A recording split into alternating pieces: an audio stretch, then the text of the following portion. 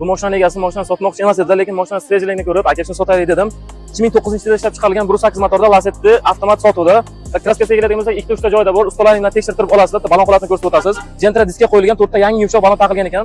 Tonirovka ruxsatnomalarigacha bor ekan hali, strogi bilan. Marhamat, salomni ko'rsatib o'tasiz. Apparatura tezligiman deyaptilar, tablolarni yaxshilab ko'rsatib o'tasiz. Akkuratli holatda eng muhimi, mashinaning saloniga to'liq HPdan tortib torpedagacha 2023 kuzov Gentra'niki taqilgan ekan. Salon akkuratli turibdi.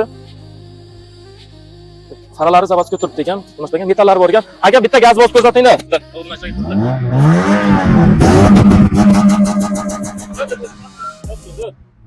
Xullas mashina ko'rib turganingiz juda tiniq holatda. Lacetti bunaqa juda ham katta pasatkasini ko'rsatib o'tasiz. Nejli chiroyli pasatka qilingan mashina. Biz telefon raqam opsiyada bo'ladi. Kimga shu Lacetti qiziq bo'lsa, telefon qilib baraka qilasizlar. Narxiga keladigan bo'lsak, 7000 qancha qo'yamiz aka?